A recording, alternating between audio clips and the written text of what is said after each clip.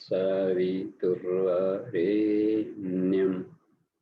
भर्गो देवस्य धीमहि धियो यो नः प्रचोदयात्। ये सभी साधकों को प्रणाम। क्रमशः हम लोग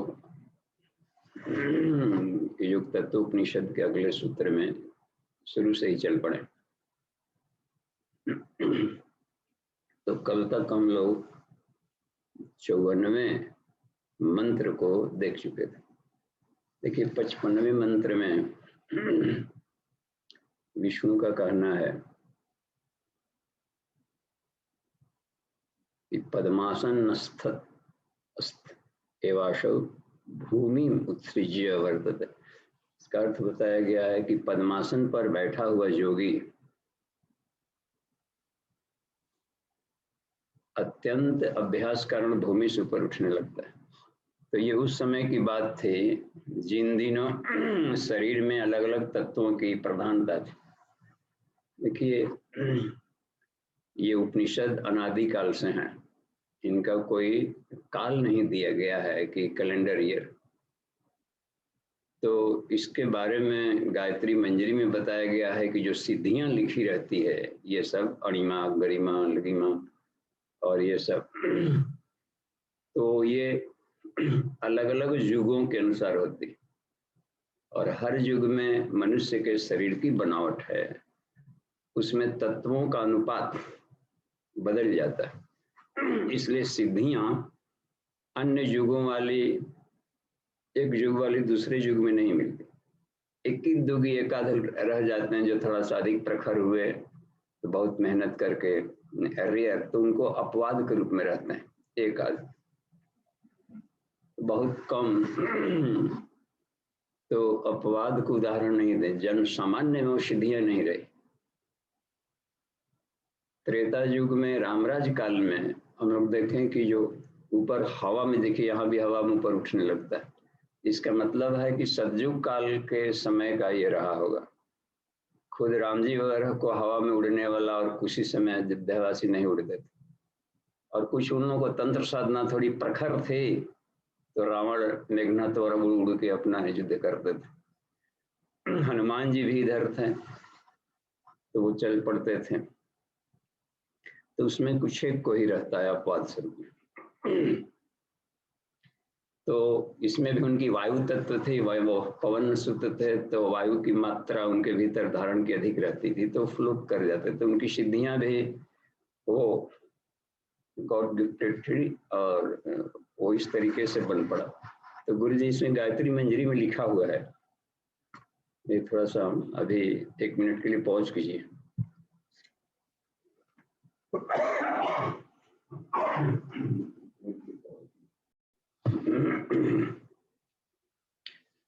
तो उसमें लिखा है कि हे पार्वती,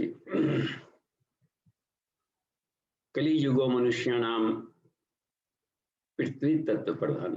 कलयुग के मनुष्यों में पृथ्वी तत्व प्रधान होता है। इसलिए अन्य युगों की साधना की जो सिद्धियां हैं वो आज के मनुष्यों के लिए वही साधना और योग साधना करेंगे तो नहीं आएगा, और इसलिए उस स्तर के कड़ी साधना करने का राइट नहीं है इनको, न अधिकारी ने इसमें कहा है। फिर भी अन्य जो सिद्धियां है, पंचांग योग की जो साधना है, गायत्री पंचकोशी साधना, उसमें शिव जी बता रहे हैं कि यदि आज के युग में लोग इसको करें तो अन्य सभी युगों के जो सिद्धियों के जो सूक्ष्म गुण थे वो आज भी साधक पा सकता है। स्थूल रूप में वो नहीं दिखाई पड़े, लेकिन जो सूक्ष्म गुण है वो सभी युगों वाली जो सिद्धियां हैं ये शिव जी बता रहे हैं इसमें कि गायत्री पंच को पंचांग योग शब्द का प्रयोग किया। उसमें 5 अंग है, इसलिए उसको पंचकोशी साधना का एक नाम है पंचांग योग लिखा है शिव जी ने। तो इसकी साधना का आज के युग के लिए सबसे बेहतरीन है ये। तो उसमें हम लोग देखेंगे कि इसके सापेक्ष में हम लोग ये जो तत्वोपनिषद के सापेक्ष में उसको देखते चलेंगे कि कहाँ कहाँ पर इनके जो टेक्निक हैं वो हमारी साधनाओं से मिलते हैं, यानी गायत्री की उच्च स्तरीय पंचकोशी साधना। तो इसमें आगे बढ़ते हुए देखें कि भूमि से ऊपर उठ जाता है, इस तरह से अति मानुषी चेष्टाएं करने लगता है। अब देखिए द्वापर में जल तत्व की प्रधानता थी, तो दुर्योधन पानी में लोग नहीं मरते थे उसमें, दुर्योधन कभी कभी भाग भाग कर पानी में ही छुप जाता था। तो अभी उद्यम घुट जाएगा, अभी पानी में डुबकी लगाकर हमेशा के लिए लंबे समय के लोग नहीं रह सकते। तो कौन से युग में कौन से तत्व की प्रधानता है, तो वो सिद्धियां उसमें मिल सकती। अगले वाले 57 और 58 यह मंत्र है, इसमें बताया गया है कि साधना करने से, तो अब तक से कौन कौन साधना इसमें किया जा चुका। तो आरंभावस्था के यम नियम आसन किए जा चुके, अब तक के जो मंत्र हम लोग देखे, क्योंकि वो आरंभावस्था, फिर घटावस्था, फिर परिचयावस्था, 4 फेज में पूर्ण साधनाओं को लिया है। तो आरंभावस्था में लिया है यम नियम आसन। यम में सिर्फ एक पर बल दिया है इस युक्त तत्वोपनिषद में, वह है आहार शुद्धि। पूज्य गुरुदेव ने आहार शुद्धि को पहले ही क्रम में लिया कि यहाँ से साधना आज के युग में लोग कर सकते, तो ये इसके से मिल गया। अन्य यम के सत्य हिंसा अस्त्य ब्रह्मचर्य परिग्रह वो थोड़ा सा कड़ा लग सकता है, लेकिन आहार शुद्धि में कोई बहुत अधिक माथापच्ची नहीं करना। तो यहाँ से आज के समय में योग साधना प्रारंभिक क्रम में शुरू की जा सकती है, आहार शुद्धि। तो सिर्फ एक ही लिया है इसमें।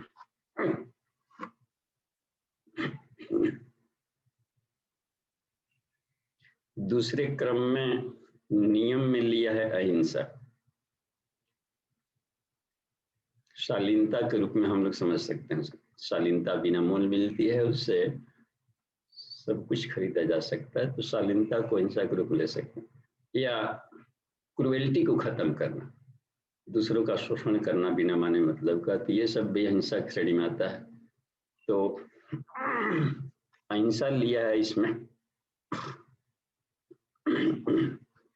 और आसनों में 4 आसन इसमें मुख्य लिए, पद्मासन, सिद्धासन इसमें लिया है, सिंहासन लिया है और भद्रासन लिया है। अभी के युग के लिए सरल है प्रज्ञा योगासन, उसमें सब शामिल है, और आज के युग की जो रोग दुख हैं वो हट जाएगा उसमें। आज के दुख के रोग दुख जैसे हार्मोनल डिसऑर्डर, एक ब्लड प्रेशर, पेट में भी गैस्ट्रिक वगैरह से लेकर के ऊपर भी क्रेनियल मसल, क्रेनियल रीजन में भी तरह तरह के डिसऑर्डर हैं, एंजाइटी है और एल्माइजर वगैरह है, सनक, आपेशग्रस्तता,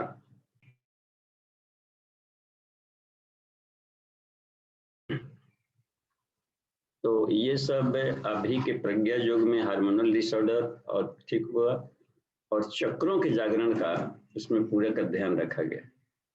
और आज के युग के लिए सबके लिए सरल है, तो उसमें सब शामिल है मछली।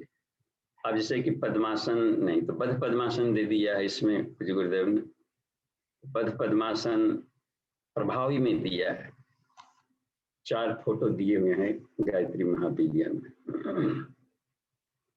अच्छा, और सिद्धासन सबके लिए सरल नहीं पड़ता है, तो बाकी उसके अधिक लाभ लेने वाले आसन, सर्वांगासन वगैरह इसमें देकर प्रभावी कर दिया, भुजंगासन ये, और ये उसमें है धनुरासन। तो ये बिल्कुल सरल सरल है।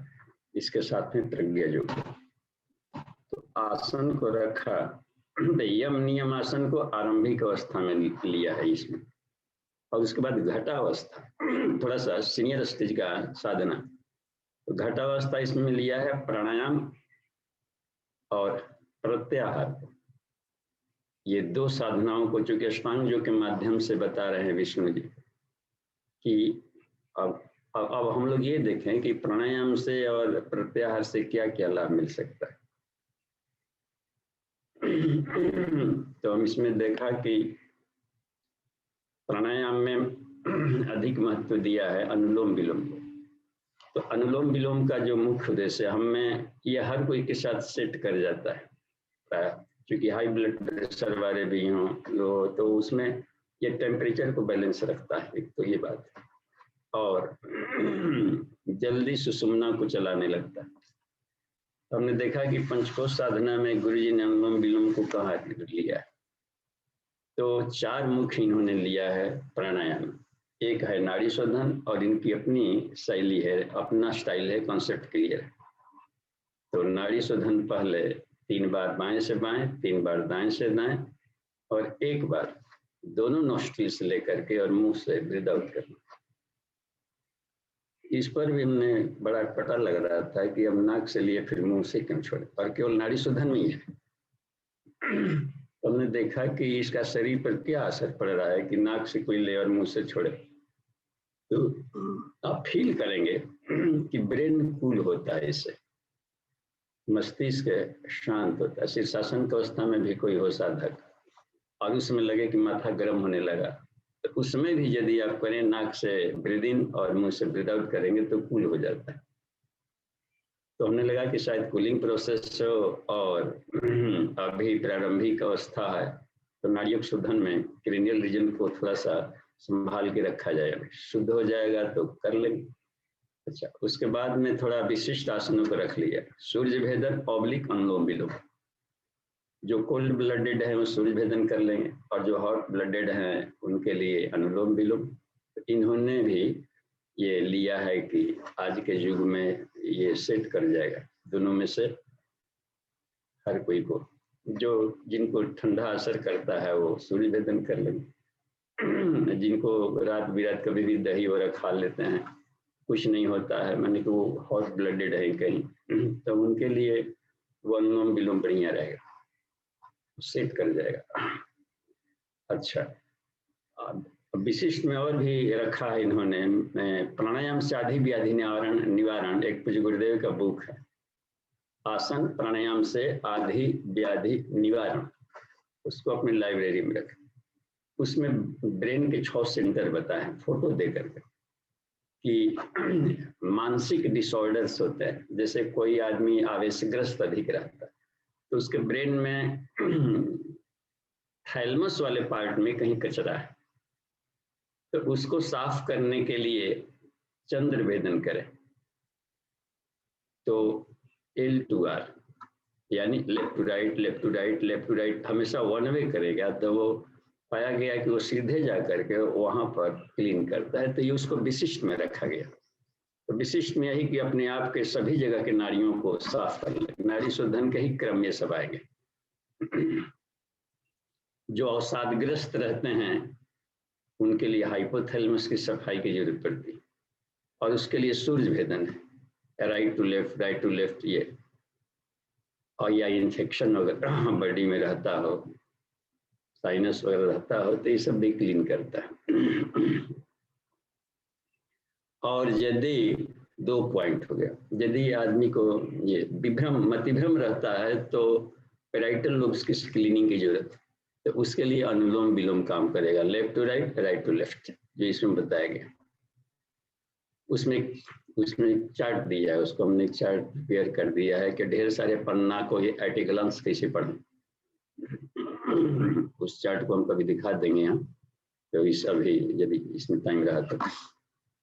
और एक और बात इसमें देखिए, अक्सर आदमी को पेशेंस से कभी कभी लगता है कि पेशेंस से अधैर्य, पेशेंस नहीं, और बेचैनी बढ़ गया, तो ये एमिगडाला पार्ट की थोड़ी इसमें क्लीनिंग की जरूरत है। उसके लिए L2L, L2L, L2L, ईड़ा चालन देखा कि कहीं उपनिषदों में ईड़ा चालन दिया है क्या, तो जो कुंडलिनी उपनिषद में ईड़ा चालन दिया है।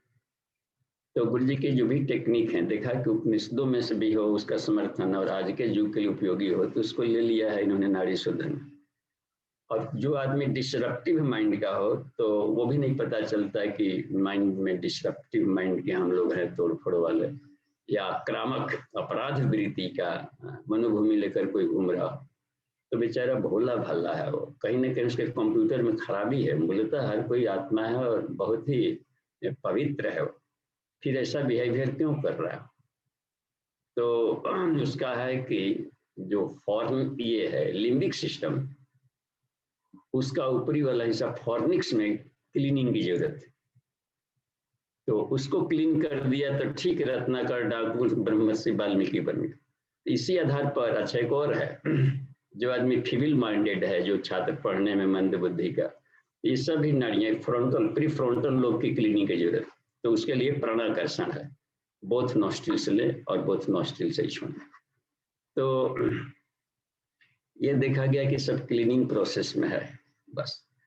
और इसका तो ये दूसरे भाग में रखा गया है कि ये विशिष्ट में रखा गया है कि जिनको जो जरूरत है वो करके अपने को तैयार करिए।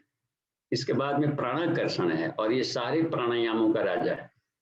क्लीनिंग के बाद प्राणिक हीलिंग, तो अनेकों भयंकर भयंकर हो प्राणाकर्षण प्राणायाम से ठीक हो गए, प्लस जो प्राणिक हीलर हैं तो उनके लिए इतना ये ताकतवर है कि रोम रोम में, स्थूल शरीर के रोम रोम में यदि भर दिया जाए प्राण शक्ति, छलकने लगे तो ओजस कहलाता है। सूक्ष्म शरीर में, नस नस में, रग रग में भर दिया जाए प्राण शक्ति तो उसको तेजस, कारण शरीर में आत्मिकी का जो ग्लेज है उसको बढ़ा दिया जाए तो सब में प्राणाकर्षण बढ़ता है, तो ओजस तेजस वर्चस से छलकने लगे। और यदि 5 कोषों को लेकर के हम मेडिटेशन करें और प्राणाकर्षण प्राणायाम, तो उस प्रकाश को, उस प्राणी के प्राणाग्नि को गुरुजी ने अलग नाम दिया है। स्थूल शरीर वाला 9वें कोष को कह दिया इन्होंने ओजस। प्राणमय कोष वाला जो प्राणी की एनर्जी है इसको उन्होंने तेजस कहा है। मनोमय कोष वाले को प्रज्ञा कहा है, और विज्ञानमय कोष वाली जो आध्यात्मिक शक्ति है, वैज्ञानिक शक्ति है, उसको इन्होंने दीप्ति शब्द का नाम दिया, यानी भाव संवेदना को। सब लाइट है, सब वो प्रकाश है आध्यात्मिक, अलग अलग उनकी भूमिका है, रिजल्ट है, अलग काम करते हैं, तो उनका नाम अलग अलग उसमें दिया गया। और एक और उसमें है आनंदमय कोष। इसकी जो शांति और अखंड आनंद वाली जो अग्नि है उसको इन्होंने कांति शब्द का नाम दिया है। कांति, कांति का अर्थ इसमें बताएंगे, देख आप सुनेंगे पूज्य गुरुदेव का ये पंचकोश जागरण की ध्यान धारणा। तो कांति का मतलब दिया उन्होंने तृप्ति, तुष्टि और शांति। तृप्ति, तुष्टि और शांति, तो यही हो गया। और वो अथाह से पीस एंड ब्लिस, ये आनंदमय कोष को हम समझ सकते हैं। कॉजल बॉडी को नया भाषा में हम लोग समझ सकते हैं, उस चेतना उस आयाम में पहुंच जाना जहाँ की अथाह शांति और अथाह आनंद। ब्रेकलेस पुरौ देवा अनिबाधे श्याम। अत्रि ऋषि ने वेद मंत्र में एक मंत्र को खोजा है कि हे देवगणम, हम लोग अखंड आनंद को प्राप्त करें, अनिबाधे। तो इसमें तो हम लोग इसमें यह कि ये आगे भी इसमें दे रहे हैं कि योगी का मलमूत्र अति न्यून हो जाता है। तो क्लीनिंग के क्रम में शरीर के जितने भी टॉक्सिन निकल जाएगा, तो पसीना में भी गंध नहीं आती। प्राणायाम का अधिक अभ्यास करें तो ये इतना काम कर लेगा। तथा निद्रा भी घट जाती है, तो हमें घबराना नहीं चाहिए। वो निद्रा घट गई यानी कि आलस्य और भारीपन जो था वो रूटीन से निकल जाएगा। बड़ा स्फूर्ति और लगेगा कि टाइम ही टाइम है, कभी भी कुछ काम करने, पढ़ने लिखने और भी घर के काम, बाहर काम में अधिक से अधिक लगता है कि टाइम मिलने लगता है। ये फील कर रहे हैं हमें से जो भी प्राणमय कोष को पार कर चुके। और भी इसमें दिए है कीचड़, नाक से जो है उसमें थूक, पसीना और मुख की दुर्गंध आदि योगी को नहीं होता, तो ये सब टॉक्सिन्स बाहर निकाल लेता है। तो प्राणायाम से ये सब शरीर को काफी, अब जैसे प्राणाकर्षण प्राणायाम को ही लेते, जो फर्स्ट फेज वाला है वह है क्लीनिंग सिस्टम। प्राण का आकर्षण, प्राण का मंथन, खींचा गया, रोका गया और शरीर के सारे रोगों को गला रहा है जब तक संतक कुंभक। जब ब्रीथ आउट करें तब लिखा हुआ, तब ये भाव रखा जाए कि काले धुएं की तरह हमारे भीतर के जितने भी विषाक्तता था, चाहे ब्लड में हो, माइंड में हो या हमारे संस्कारों में हो, सब निकल करके बाहर जा रहा है और परमानेंट जा रहा है बाह्य कुंभक मसल से। फिर हर बार नया डिवाइन एनर्जी ले चार्ज करें। तो ये क्लीनिंग सिस्टम प्राणाकर्षण प्राणायाम का प्रथम चरण है। सेकंड चरण में दिया उन्होंने कि हम अपने विल पावर को बढ़ाएं। थर्ड स्टेज में होता है प्राणाकर्षण कि हम हर बॉडी पार्ट्स में प्राणों को भरें। और फोर्थ स्टेज में पांचों बॉडी में हम लोग एक दिव्य प्रकाश आध्यात्मिक चेतना को भर डालें। तो ये हो गया प्राणाकर्षण। तो इसका मतलब है कि प्राणी सिर्फ प्राणी फीलिंग है वो। और जिसको जो खुद ही नहीं कमाया वो क्या बांटेगा। देखते हैं अगले वाले मंत्र में इनका 58 वाला ये मंत्र हो गया। अच्छा, इसमें एक और भी बात का हिदायत किया है कि जो सिद्धियां मिलती है उसको सबको उसको प्रदर्शन नहीं करना चाहिए, नहीं तो साधक की प्रगति रुक जाती। मिल गई तो अपना उत्साह बढ़ा लिया, मन ही मन लेकर। हमको सिद्धियां मिलने लगी थी तो बहुत रुलाई आती थी कि हम कहाँ फंस गए गुरु जी, चले थे कहाँ और कहाँ फिजिकल वर्ल्ड की पदार्थ एक सिद्धियां मिल गई। सोचने मात्र से कोई पदार्थ आ जाता। तो फिर गुरु जी से खूब मन हृदय से प्रेयर किए और वो कि कम से कम ये लाइफ में मत आने दीजिए सब। फिर एकदम उद्देश्य कुछ और है, हमको आत्म ज्ञान आत्म साक्षात्कार के दिशा में बढ़ना है और पदार्थ जगह घसीटेगा फिर नीचे। और वो तो फिर हमने देखा कि रुक गया ये सब और वो सारा लाभ आत्मिकी में मिलने लगा। तो हमारा ये डेस्टिनेशन होना चाहिए कि कॉन्शसनेस वाले लेयरों में हम आगे बढ़ें। योगाग्नि, आत्माग्नि, ब्रह्माग्नि, तो वो सब में बहुत अधिक ताकत की जरूरत पड़ती है। पदार्थ जगत की सिद्धियां लेकर कर भी क्या लेंगे, थोड़ी बहुत तक है। हर पदार्थ की एक निश्चित आयु वो बदल जाता है। तो इतना ताकत वो वाला एक दृष्टांत हमको बड़ा अच्छा लगता है इनका। पटना से पार करना था, विवेकानंद को उस साइड में जाने वाले थे, मिथिला वाले क्षेत्र में। तो वहाँ सिटी घाट के आसपास में एक जोगी था और ये वेट कर रहे थे, उन्हें नाव से लोग पार होते थे। तो वो एक जोगी कहता है तो लगने तो जोगी जैसा लग रहा है जी, क्या क्यों यहाँ पे इंतजार, किसका इंतजार कर रहा है? कि हम तो नाव आएगी तो पार हो जाएंगे, उस पर जाना है गंगा। ताकि पानी पर टहलते चले जाओ तो नाव का क्या इसमें इंतजार करना है? तो बड़ा आश्चर्य की, अरे तू टहल लेता है क्या पानी पर? हाँ, ये तो बहुत मामूली सी चीज हम उनके लिए। तो दिखा तो टहल गए, तो गया टहल करके मच्छरों की तरह आ गया ऐसा। तो फिर वहां पर उनको रुचि आई, बैठ कर इस सब कौतूहल में उनको मन लगता था कि इसका रहस्य जाने। कहा कि इसको सिद्धि को पाने में तुमको कितना साल लगा, इस तरह का कितना प्रैक्टिस किया होगा। इतना शान से बोला कि 15 साल मेहनत किया है, फोकट में नहीं मिला है। 15 साल लगातार हमने उत्प्लावनी प्राणायाम से लेकर के क्या किया हमने कि उसमें सब शुरू किया, तो ये सिद्धि मिली। तो इन्होंने इतना उसकी मूर्खता पर इन्होंने उपहास किया, कहा कि तूने 15 साल तक में जो साधना किया उसका मूल्य है मात्र 4 आना। 4 आना का भर कमाई किया। उधर से नाव आ रही है, उस पर हम बैठेंगे और 4 आना देंगे, पार हो जाएंगे। इतना मेहनत यदि लगाए रहता आत्मज्ञान के लिए, आत्म साधना में, तो कहाँ से कहाँ पहुंचा रहता। तो ये इसका मतलब है कि उस समय भी जो आते थे, तो जो आर पार की जिनको साधना करना है तो अपनी जर्नी को मौलिक त्रुटि में नहीं बिगाड़ते। पूछा भी है प्रज्ञोपनिषद के 5वें मंडल में एक जगह मिला, कश्यप ऋषि ने पूछा है जाग्रवल्क्य से, हे भगवान साधक सब बढ़ते हैं तो आगे, लेकिन वो लोग नीचे क्यों फिसल के गिर जाते हैं? तो मानवा उपयोग आया त्रुटि रेशेव मौलिक, इन्होंने उत्तर दिया कि मनुष्य की जो मौलिक त्रुटि ये होती है कि जो सिद्धियां मिलती है उसी का उपयोग करने लगता है इधर अपने बड़प्पन में। तो और फिर इसलिए उसकी जर्नी आगे रुक जाती है। और थोड़ी सी प्रतीक्षा मिल गई, कांट ओट पर नहीं चुभ रहा है, अब तन्मात्रा कर लिया है तो मेला बाजार में कांट ओट पर रह करके सो करके अब भीख मांग रहे हो, तो या किसी को थोड़ी स्तंभन शक्ति मिल गई तो अंडरग्राउंड सिद्धि दिखा, तो ये सब बहुत घातक है। तो इसमें बताया है कि इसका प्रदर्शन नहीं करना चाहिए। अच्छा, और देखिए अब हम लोग सीधे इन सूत्रों में देखते हैं 59-60। 59वें और 60वें मंत्र। इस प्रकार से योगी को भूचर सिद्धि की प्राप्ति होती है, भूचर पर विजय की प्राप्ति हो जाती है। व्याघ्र शरभ हाथी, इसका मतलब है कि जानवर उनके फ्रेंड हो जाते हैं। इसमें दिया है कि एक फैट मारेगा तो बाघ सिंह वगैरह सब भी गिर जाता है। हम लोग के क्षेत्र में एक गीता घाट के बाबा कहलाते हैं, वो भी घंटों ये हठ जो करते थे और काफी अब उनका शरीर नहीं रहा। तो लोग कहते हैं कि बाघ पर भी वो सवारी करते थे।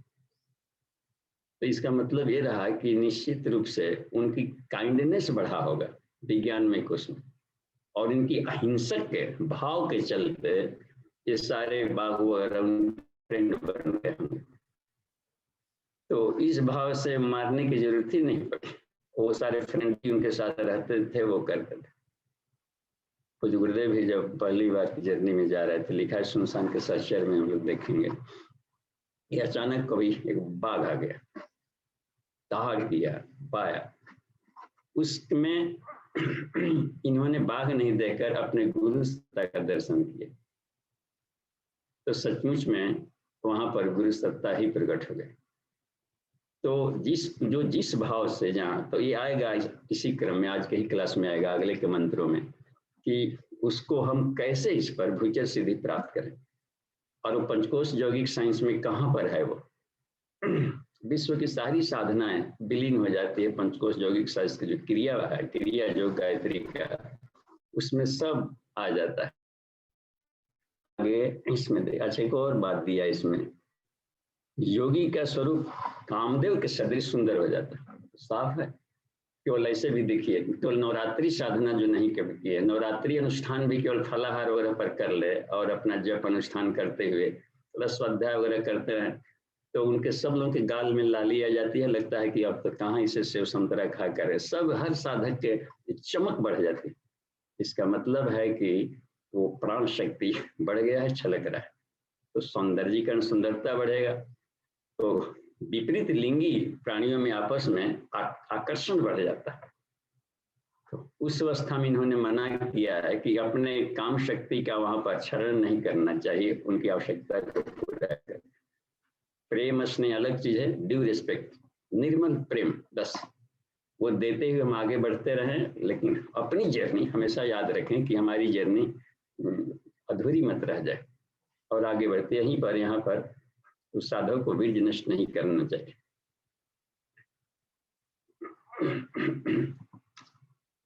अब देखिए यहाँ पर इसमें जो चिंतन क्या है कि विपरीत लिंगी प्राणी आपस में एक दूसरे का कामुक चिंतन न करें, निरंतर अभ्यास करते रहना चाहिए। वीर्य को धारण करने से योगी के शरीर में सुगंध आने लगती, तो पूरे ब्लड में वीर्य घुला रहता है।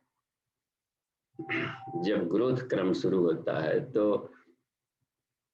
गर्भावस्था में बालक के 7वें महीने से अक्सर देखा जाता है कि शीर्षासन कर रहा है, मस्तिष्क नीचे है ऊपर, तो पूरे शरीर का जो तेज है, वीर्य है, वो इकट्ठा रहता है, मस्तिष्क में आ जाता है, तो इसलिए वो परमहंस की स्थिति में जन्म लेता है। बाद में खान पान संस्कार लेते हुए साथ ही साथ में ऊपर वर्टिकल ठीक उसका उलट करके जीने लगा, तो उम्र के साथ में 12 बरस के आसपास में आते हुए भी नीचे विशुद्धि तक आता है। देखते हैं गले में आवाज में थोड़ा सा अंतर पड़ने लगता है किशोरावस्था में बच्चे बच्चियों, और धीरे धीरे एक एक चक्रों से नीचे उतरते हुए 16 वर्ष की आयु में मूलाधार में पहुंच जाते हैं, और 24 के होते होते पूरे होल ब्लड में अंगिरस के रूप में वो घुल जाता है, समस्त अंगों के रस कर। अब कोई योग साधना करे तो वो सारे को अब हीटेड करके आदमी चाहे तो मेडिटेशनल प्रोसेस से, पंचकोश यौगिक साइंस से क्रमशः चक्रों का ऊर्ध्वगमन करते हुए ब्रह्मरंध्र में पहुंचाया जा सकता है, और वो अपनी कमाई होगी साधक का। उसके बाद फिर वो अच्युत हो जाएगा, ऊर्ध्वरेता होगा, अब वो नीचे नहीं गिरेगा। गृहस्थ आश्रम में रहते हुए भी ब्रह्मचर्य का पालन दोनों सहर्ष पति पत्नी करेंगे और तेजस्वी संतान भी उत्पन्न कर लेंगे। वो गृहस्थ की मर्यादा का एक अलग ब्रह्मचर्य होता है, और यदि और कहीं पूरे जीवन में लगे कि ऊर्जा छलक रहा है, कहीं दिक्कत नहीं है, तो यह बात इसमें ये दिया गया है। ठीक, 63वें मंत्र में कहा गया है कि तदंतर एकांत स्थल पर बैठकर 3 मात्रा से युक्त प्रणव का जप करते रहना चाहिए। अब 3 मात्रा से युक्त रखा है, तो अब इसका अर्थ यहाँ पर क्या लें कि प्रणव कहीं कहीं पर 5 मात्रा से युक्त बोल दिया, कहीं 4 मात्रा से ओंकार वाला। ध्यान बिंदु उपनिषद ने कुछ उसको भी हम लोग आनंदमय कोश में लेंगे, नाद साधना के क्रम में हम लोग देखेंगे, या बिंदु साधना। तो ये 3 मात्रा यहाँ पर कहे हैं। इसका मतलब है कि हम सारे सृष्टि को ट्राई डायमेंशनल बांट दें, तीन भाग में, त्रिधा, सतरजतम के रूप में, तो या स्थूल सूक्ष्म कारण जगत के रूप में बांटे, या जिसे कि गायत्री त्रिपदा है, ऋग यजु साम, इसके 3 पैर, तो यही वेद पर आधारित। तो इसका कहना है कि 3 प्रणव, यानी कि तीनों पूरी सृष्टि में ओम को घुला हुआ देखा जाए, एक ईश्वरीय दिव्य प्रकाश को देखा जाए कि हमेशा वो सत में रमण करता है, रज को स्पर्श करता है, लेकिन तम का प्रभाव उस प्रकाश पर नहीं पड़ता। तम में भी घुला हुआ रहेगा, लेकिन तम की कालिमा उस साधक पर नहीं आएगी।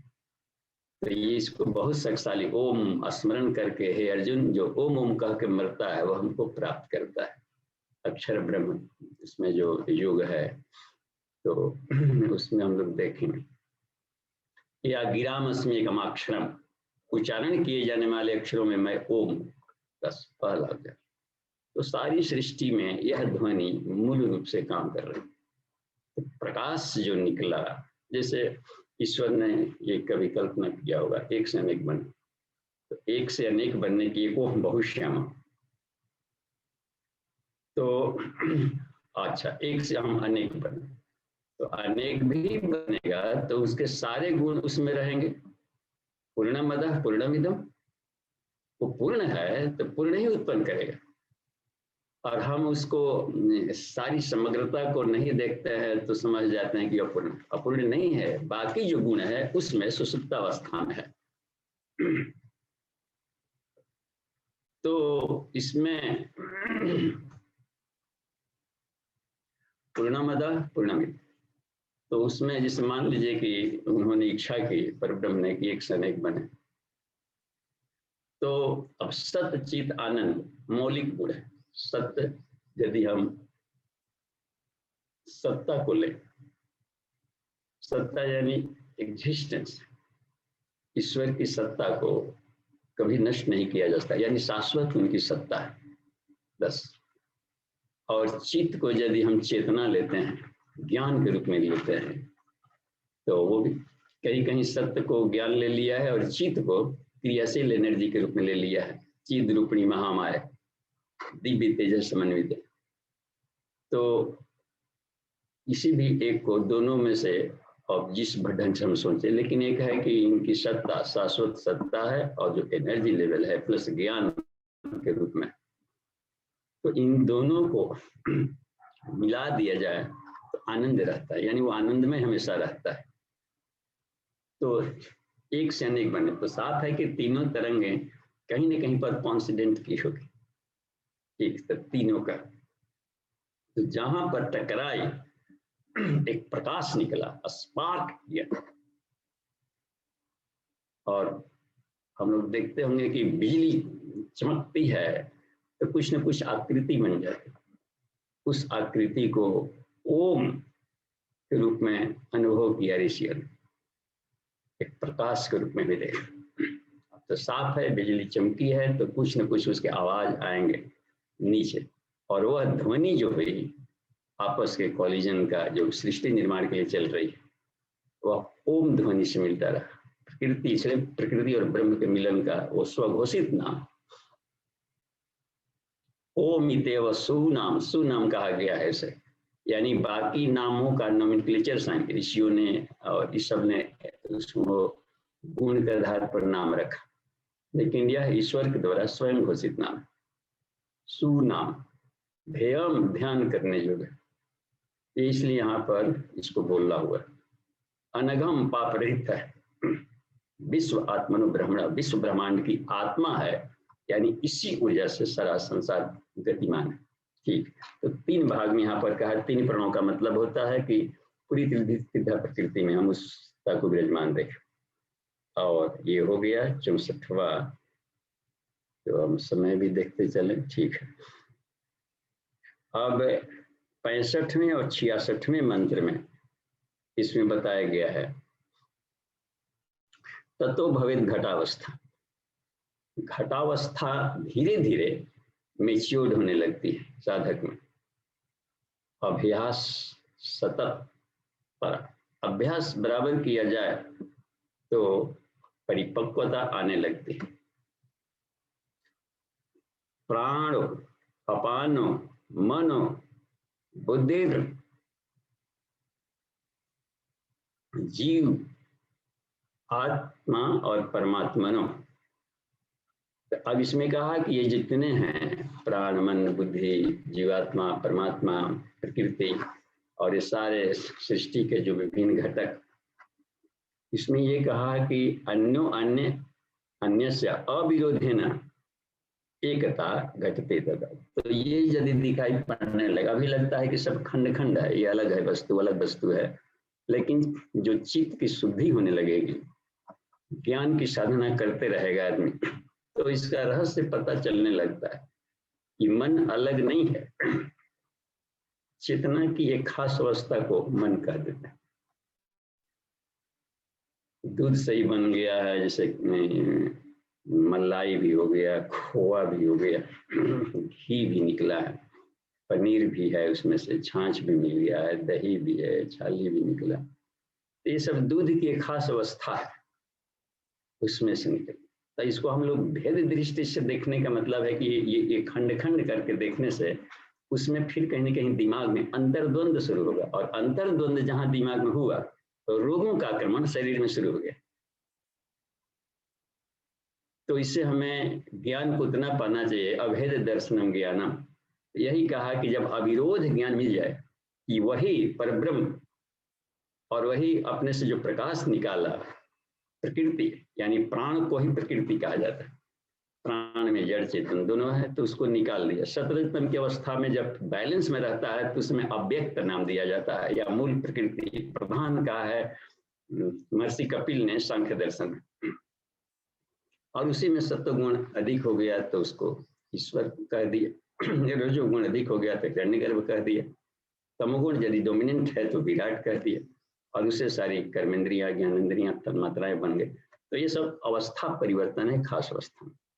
तो यह एकत्व भाव यदि आने लगा, यानी ज्ञान के नेत्रों से यदि हम देखने लगे, यानी पिनियल ग्लैंड थर्ड आई काम करने लगता है, तो अविरोध भाव साधक को दिखने लगता है, उसकी केमिस्ट्री साफ साफ दिखने लगे। तब समझिए कि धीरे धीरे हमारी घटावस्था जो है दूसरा स्टेज पूर्ण हो रहा है। अच्छा, अब इसमें हाँ घटावस्था तो सा प्रोक्ता 10 इसमें लिख दिए। 67वें 68वें मंत्र को देखें। पूर्व में जितना अभ्यास करता था उसका चतुर्थ भाग किया कर, तो हम लोग नर्वस ना हो कि अब जैसे कि आसन है, उपवास है, तत्वशुद्धि तपस्या है, प्राणायाम बंद मुद्रा, और मनोमय कोष में जप ध्यान त्राटकन मात्र, विज्ञानमय कोष में सोहम आत्मानुभूति योग स्वर संयम ग्रंथि वेद। इतना करना है, ऐसे लोग बाप रे सपरेगा हाथ नहीं करना, और इतना नहीं करना है।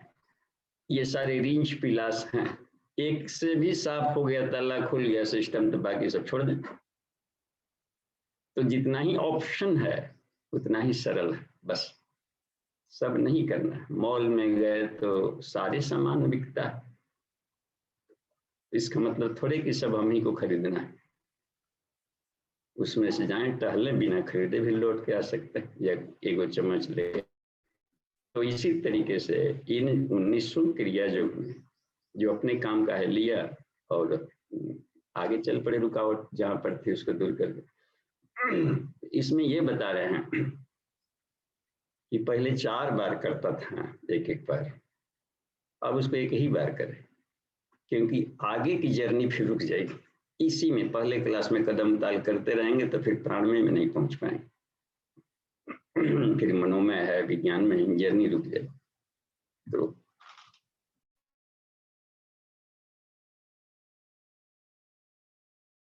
हाँ, अब इसमें देखिए,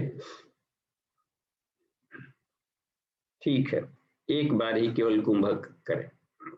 अच्छा, कुंभक जो शब्द है ये भी बड़ी भ्रामक है। यह केवल कुंभक, तो कुंभक में हर बार हम लोग सांस को रोक करके और गूंगी साथ करके बड़े रहना, इससे कोई लेना देना नहीं।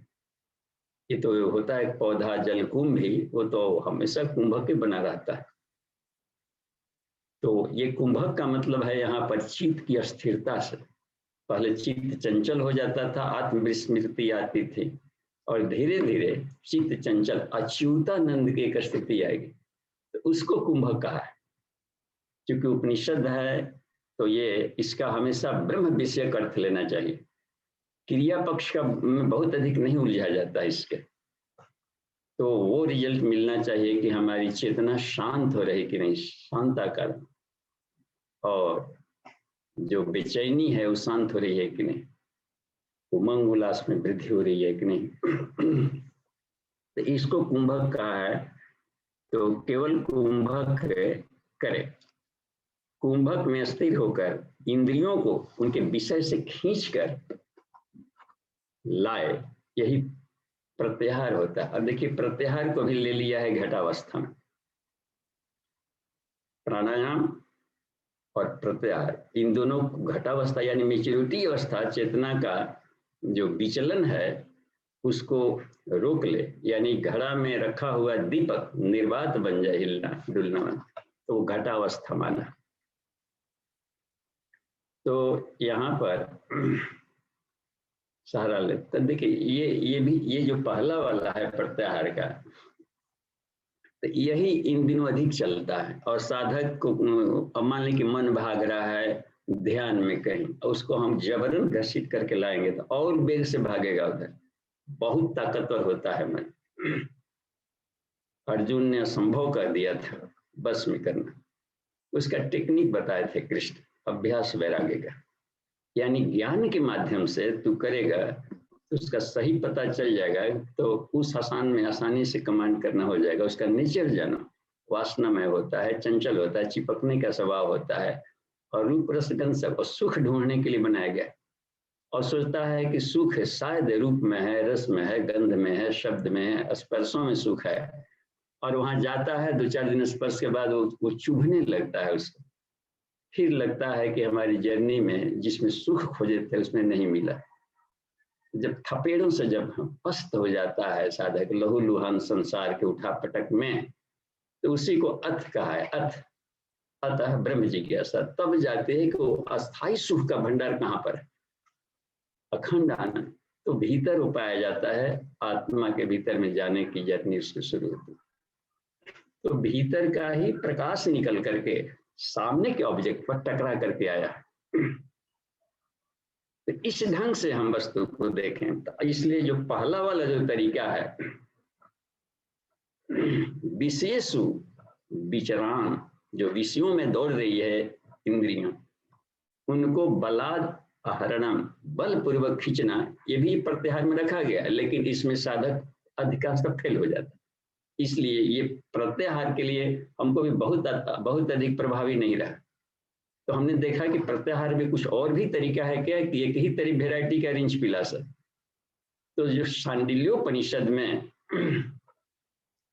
5 वेराइटी के प्रत्याहार बताए गए, और वो सब एक से एक चमत्कारी, और वो हर साधक उसके द्वारा मन पर नियंत्रण कर लेगा।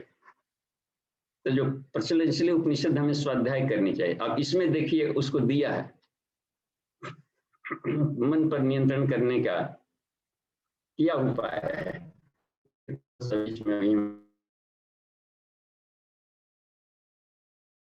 यहाँ देखते हैं, हाँ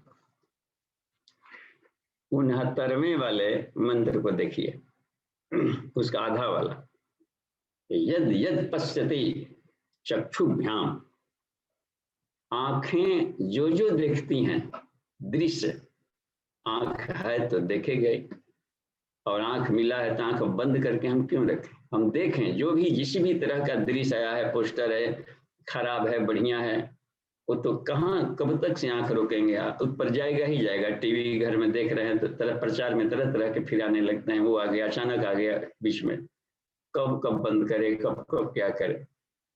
तो इसलिए कि आंख को विभाग खोल के देखें, लेकिन उससे हम अधिक हिप्नोटाइज ना हो, उस सीन से प्रभावित तो ऐसा ना हो जाए कि हम अपनी चेतना को हंसने लगे, रोने लगे, बेचैनी हो जाए और भीतर के सारे अंग फड़कने लगे। तो वो एक ड्रामा है, एक प्ले हो रहा है। तस्वीर तो कभी नहीं चल सकता, वो तो साउंड एंड लाइट का एक ऐसा कॉम्बिनेशन है कि देखने वाला भ्रम में पड़ जाता है। तो उसमें देखें फिर भी इमोशनल टच देने के लिए सब बनाए गए रहते हैं कि लोग उसको दृश्य से प्रभावित हो जाते हैं, और आंखों की जो खुजली है या जो अफेक्टनेस है, जो कमजोरीपन है, इसका लाभ उठा लेता है वो लोग। तो इसमें एक बता रहे हैं कि यदि यद पश्यति, आंखें जो जो देखें, ये देखिए प्रत्याग कितना बढ़िया, जो जो तत्तद आत्मेति भाव, उसमें उसमें आत्मा आत्मा देखें। ऊपरी छिलके को क्यों देखें? हर एक के तह में, मूल सत्ता में आत्मा के सक्रिय से सब संचालित। इसी को कहीं कहीं मिलता है कि आत्मवत सर्वभूतेषु यह पश्यति सब पंडित। पंडित वो नहीं जो बहुत अधिक सारा शास्त्र जान गया, कर्मकांड वगैरह कर कर, ऐसे कोई लेना देना नहीं। यह क्रियमान सब पंडित, गीता में भी बात कही। एक बार जक्षराज ने पूछा था कि हे युधिष्ठिर, सोच करके बताओ पंडित कौन है? तो उन्होंने कहा पाठक पाठकाश्चैव, पढ़ने वाले और पढ़ाने वाले, ये जानने शास्त्र चिन्ह का। और वे लोग जो शास्त्रों का मनन चिंतन करते हैं, सर्वे व्यसनिनो मूर्खा, सभी व्यसनों में फंसे हुए मूर्ख हैं। तो फिर यहाँ पर बात आ रही, पंडित किसको कहा जाए? यह क्रियावान सा पंडित, जो अपने व्यवहार में उन सूत्रों को पी गया, ले लिया, पढ़ा नहीं, पी लिया है और व्यवहारगत वैसा कर लिया है, वो पंडित।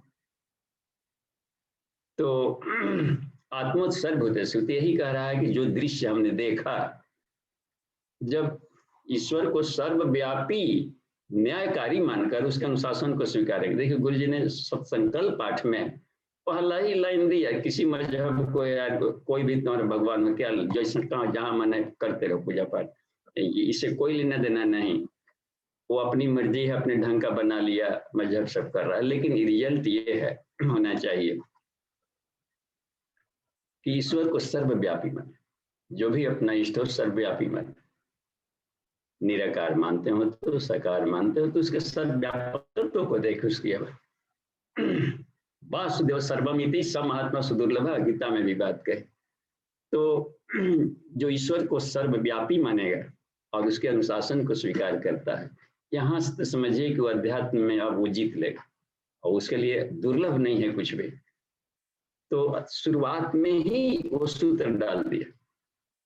तो सर्वव्यापी में जो भी हम दृश्य देखेंगे तो उसे नागभव सिकुड़ना रिएक्शन आ गया, इसका मतलब है कि हम कमजोर चुंबक हैं और ज्ञान का स्तर अपना कमजोर है। तो यहाँ पर बोल रहा है ये, इस युग तत्वोपनिषद में 69वें मंत्र में, यद्यत पश्यति चक्षुभ्याम तत्तद आत्मेति भावयत्, जो भी आंखें देखती है उसमें आत्मा की भावना करे। अपने ही रेडिएशन निकला है, प्रकाश। उधर कोई वस्तु सुंदर या खराब नहीं होता। सुंदर तरीके से देखेंगे तो सुंदर लगेगा, खराब तरीके से देखें तो खराब लगेगा। वही कभी कभी एक कोई दोस्त है तो कभी दुश्मन में बदल जाता है, देखने की शैली बदल गई। पति पत्नी न्यूली मैरिड कपुल हो, कितना एक दूसरे को अच्छे लगते हैं, और वही 5-10 साल हो जाए, आपका तो चेहरे नहीं सुहारा। तो यह क्या बात बन गई है? एंगल ऑफ विजन चेंज हुआ है, केवल उसका ब्लड ग्रुप और सारे शरीर हर चीज सब कुछ वही है, सब देखने का तरीका बदला। तो यदि हम आत्मत देखते हो तो केवल इसलिए कि उसके बोली, वचन, व्यवहार, चरित्र, चिंतन इधर ही में उलझे हुए थे, यदि आत्मा से देखने के, इसलिए शादी विवाह में एक मंत्र होता है, विवाह किसे कहता है, क्यों करें? तो विवाहो गद्यते लोके शक्ति शक्ति मतोरिवा एकीकरण उभयो आत्मनो प्रीति च सुख। यानी विवाह दो आत्माओं का मिलन है। अब आत्मवत यदि हमारी दोस्ती हुई रही किसी से, तो कोई भी शरीर में रोग दुख हो या उसका सोचना पूछना उल्टा पुल्टा, वो कोई मायने नहीं रखेगा, और वो अनंत काल तक, अनंत जन्मों से दोस्ती बनी रहेगी।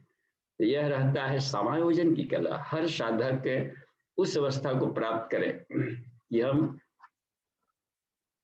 आत्मा को सर्वव्यापी देखें। अच्छा, ये 69वां 70वां माले में देखिए, 5 मिनट बच गया है तो 3 ही मंत्र अब रह गया है, 70, 71, 72। 70वें वाले मंत्र में है यद यद श्रीनवोति करनाभ्याम, काने जो कुछ भी सुनता है, जो ध्वनियां, मच्छरों की भनभनाहट हो तो, कुत्तों का भौंकना हो तो, कौओं का, पक्षियों का कलरव हो, नदी की धारा का आवाज हो, बस ट्रक जा रहे उनका चील पोहा, बच्चों के चिल्लाहट, कहीं भी, या ओम ध्वनि हो, घंटा है जो मंदिर में बज रहा है, प्रेयर है, कोई भी, ये आवाज जहां से भी निकला है, काने जो भी सुन रही है, तद तद तद तद आत्मेति भाव, उसमें ओम ध्वनि को सुने, ये अभ्यास करें। क्योंकि सारी ध्वनियां ओम ध्वनि के रिफ्रैक्शन है, रिफ्रैक्शन ऑफ साउंड। हम लोग आनंदमय कोश की जर्नी में जब कला साधना या नाद साधना का जब हम लोग प्रैक्टिस करेंगे या उसका साइंस जानेंगे तो सब क्लियर हो जाएगा, स्पष्ट। तो यह है, तो उसमें हम आत्मा। अच्छा, एक और है 69वें में, इंद्रियाणी नहीं, हाँ 68वां था, 69वां, 70वें वाले चल रहा था। लभते नासया यद यद तद आत्मेति भाव है। नाक भी जो जो सूंघता है, सुगंध हो या दुर्गंध, वो तो हम लोग नाक को अभ्यस्त बना दिए थे कि खास तरह का अगरबत्ती सूंघेंगे तो ये होगा, तो हमने नाकों को मरीज बना दिया है। अब हर जगह, बाहर शहर में हर जगह थोड़े सुगंध मिलेगा। अब देखो नाक अगरबत्ती लेकर शहर में चल रहा है, नाक के पास में, ये संभव है कभी? तो हम ठीक है अपने लिए घर में सुगंधित वातावरण रखें, यज्ञ धूम से अपना लाभ ले लें, लेकिन जब बाहर निकलते हैं तो उसमें हमें उसका एलर्जी ना हो। तो कैसे होगा? हर गंध के मूल सत्ता में ईश्वरीय चेतना है घुली हुई। ये ज्ञान के नेत्र से ही देखा जा सकता है। अब जैसे कि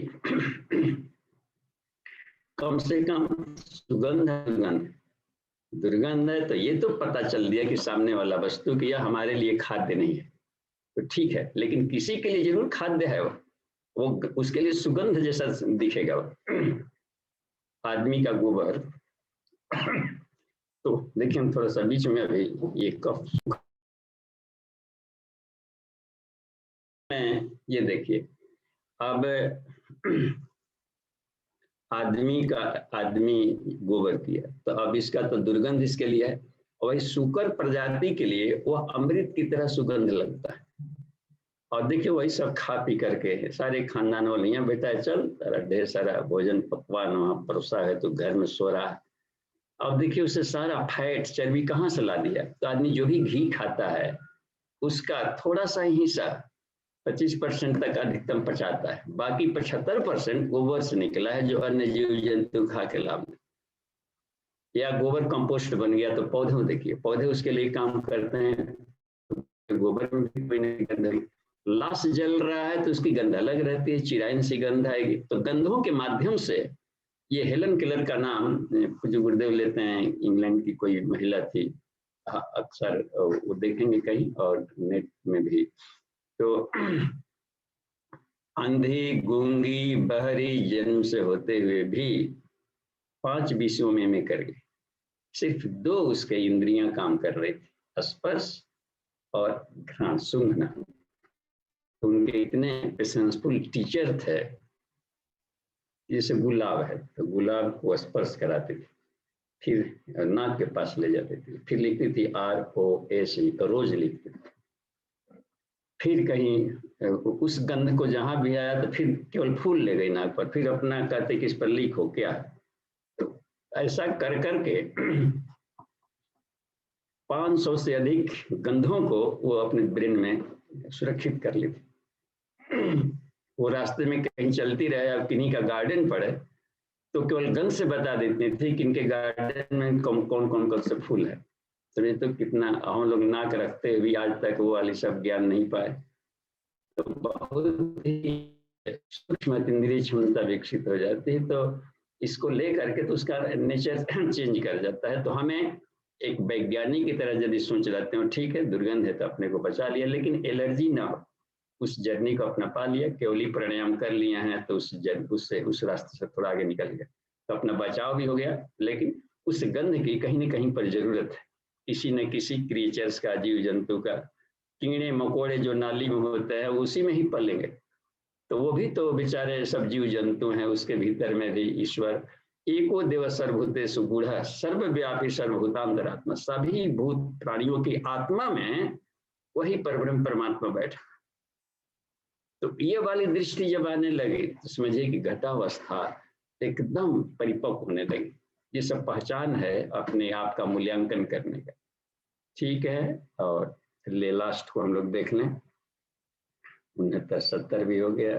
71 में जिह्वया यद रसम ख्याति तत्तद आत्मेति भाव है। इसी तरीके से जो जो जिह्वा रस को, स्वाद को देखें तो हर स्वादों में आत्मत देखें, और हर स्वाद का कुछ न कुछ डायग्नोस्टिक फीचर होता है। यदि मान लीजिए टेस्ट किए तो टेस्ट करने में मीठा लगा कोई चीज तो समझिए कि इसमें पृथ्वी तत्व की अधिकता है। वजन बढ़ाने, वजन बढ़ाएगा लेंगे शरीर तो वो कितना बढ़िया है, डायग्नोस्टिक फीचर केवल स्वाद से भी पता चल गया। और वजन पहले से भरा हुआ है और अधिक वजन ना चाहिए तो स्वाद से टच किया, फिर उसको नहीं खाएंगे भीतर। खट्टा लगा तो वायु तत्व है, खारा लगा तो आकाश तत्व है, कषाय लगा तो जल तत्व है, तो ये उसमें सब। और अग्नि तत्व है जो उसके कटु लगते हैं। तो यह बताया गया कि स्वाद के भी एक केमिस्ट्री है और उसमें हर चीज की एक उपयोगिता है जब जिनको जरूरत पड़ती है। इसलिए सीजन के अनुसार वो मेडिकेटेड डोज में सभी तरह के स्वाद लेने पड़ते हैं। तो आगे देख लीजिए, लभते नाशया सगुण, जो भी सूंघे जिह्वा से, त्वचा यद्यद अस्पृश्यत योगी तत्तद आत्मेति भावते। चमड़े भी जो जो स्पर्श करते हैं, मुलायम हो, कड़ा हो, ठंडा हो, गर्म हो, तो इस तरीके से उसमें भी आत्मा सुख है। अब केवल हम लोग मुलायम मुलायम के आदि हो गए तो जहां पर कभी रास्ता में थक गए हैं और गीटी पर सोने को पड़ गया तो वहां पर चुभने लगेगा। कहीं जाएंगे हित नाता रिलेशन में, शादी विवाह में, वहां हर जगह कहाँ से गद्दा मिलेगा, कहीं कहीं कंबल में नीचे, कहीं देखें कि बेंच पर ही जो इसको जो जहां मिला वहीं पर सो करके अपने। तो हर हाल मस्त रहने वाला, हर स्पर्श में उसको हम देखें अपनी क्षमता को बढ़ाती है। इसलिए उसमें ये तितिक्षा और कर्षण ये सब तपों के अंदर दे दिया है, वहां से लेकर के। और ये तन्मात्रा साधना है, यही देख रहे यहाँ पर तन्मात्राओं के द्वारा। तो तन्मात्रा साधना घटावस्था के परिपक्वता का सबसे अंतिम रामबाण है। तो इसमें इन्होंने लिया है मनोमय पुस्तक का, तो ये घटावस्था में इन्होंने ले लिया। और भी देखिए, एवं ज्ञानेन्द्रिया नाम तो तत्तद आत्मनि धारित या मात्र प्रतिदिनम योगी यत नाथ और तंद्रादिता। मैंने आलस्य रहित होकर के योगी दिन भर, मान लीजिए कि आपको रूम में बंद करके तन्मात्रा साधना नहीं किया जाता, वो तो चलेंगे ही दिन भर, कुछ न कुछ दिन में कुछ न कुछ खाने को मिल ही जाता है। और जो भी लोग चलेंगे तो अधिक दृश्य दिखाई पड़ेगा, अधिक लोग दिखाई पड़ेंगे, तो ये चलते फिरते ही अधिक होगा, कुछ न कुछ ध्वनियां सुनाई पड़ती रहेगी। तो ठीक है, घर में अभ्यास करना है तो कॉन्सेंट्रेटेड माइंड से 5 मिनट 10 मिनट कर लिए, लेकिन एप्लीकेशन सबसे अधिक होता है कि दिन भर हम लोग उसका एप्लीकेशन कर सकते हैं। तो ठीक है, यहाँ पर 72वां वाला मंत्र खत्म हो गया और आज की क्लास को यहीं पर विराम दिया जा रहा है। तो देखिए नितिन जी, देखिए तो कहीं हैंड रेज है तो, या कोई चैटिंग में प्रश्न है तो खोलिए।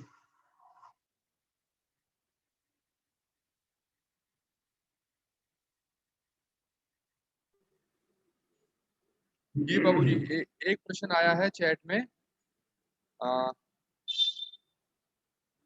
ये गोविंद जी पूछ रहे हैं कि अपना कुंडलिनी कैसे जागरण होगा। तो देखिए, यदि बिना साइड इफेक्ट को जगाना है तो उसके लिए गायत्री की पंचकोशी साधना है। इसमें दावा किया है पूज्य गुरुदेव ने, इसमें कोई साइड इफेक्ट नहीं होगा। इसी कहा जाता है गायत्री विधि से कुंडलिनी जागरण करना। तो गायत्री कुछ स्तरीय साधना में दो आता है, पंचकोशी साधना और कुंडलिनी जागरण। अन्य तरीके से करने पर साइड इफेक्ट आते हैं, कहीं ना कहीं जाके अटक जाए, कहीं ना कहीं पर साइड इफेक्ट लाएगा। कल परसों ही एक मित्र का, जो कि हमसे नहीं जुड़े थे, न परिचित था, उनका फोन आया कि हम कुंडलिनी कैसे जगाएं, हमारा कंठ में अटक गया, जिसे लग रहा है कोई गोली टैबलेट है कहीं अटक गया। तो इनकी ये सब फोन से कैसे बताया जा सकता है। आप विधिवत इनरोल्ड होकर के स्वाध्याय करें, या घर में करना है तो गुरुदेव के साहित्यों को पढ़ें, जैसा समझ में आ रहा है वैसे करें, या कोई जगह है तो जो एक्सपर्ट है वो आपको बता देंगे वहां पर। तो हम लोग इन्होंने दावा किया कुछ गुरुदेव ने कि गायत्री विधि से कुंडलिनी जागरण होता है। तो पंचकोशी साधना में कुंडलिनी जागरण ग्रंथि भेदन है, उसी को खट चक्र भेदन कहते हैं, विज्ञान में कोश की साधना में आता है। तो उसको देखते चलें, एक एक कोष पार करते चलेंगे, क्योंकि कुंडलिनी जागरण के पहले हमें एक काम कर लेना था कि अपनी भाव संवेदना को बढ़ा लेनी होती। यदि भाव संवेदना नहीं बढ़ाई गई और नीचे के चक्रों की ऊर्जा को केवल बढ़ा लेंगे तो वो साधक को ये उठा पटक करके फेंक देगा। चलिए थोड़ा सा हम, तो हमें एक बात है कि आज्ञा चक्र को पहले जगाएं, तब नीचे के चक्रों में आएंगे और उसको उठाएंगे, तब दिक्कत नहीं आएगी। तो ज्ञान की क्षमता बढ़ी नहीं, भाव संवेदना बढ़ा नहीं, और शक्ति को बढ़ा लिया। तो बानर के हाथ में नारियल मिल गया और चाहे जहां तहां अपने माथा पर फोड़ते रहेगा। तो इसलिए जरूरी है कि इसलिए इन्होंने रखा है विज्ञान कोश में, उसको रखा और नीचे के कोशों से उसको अपनी चेतना का उन्नयन किया। देखते हैं ना इसमें तन्मात्रा साधन हर कोई दूसरे। तो अब ये अवस्था आ जाएगी तो दिक्कत नहीं, तो कोई भी कुंडलिनी जगा सकता है, लेकिन साइड इफेक्ट नहीं होगा तब जब हम सीक्वेंस से आगे बढ़ेंगे। जी धन्यवाद। और देखिए तो अगला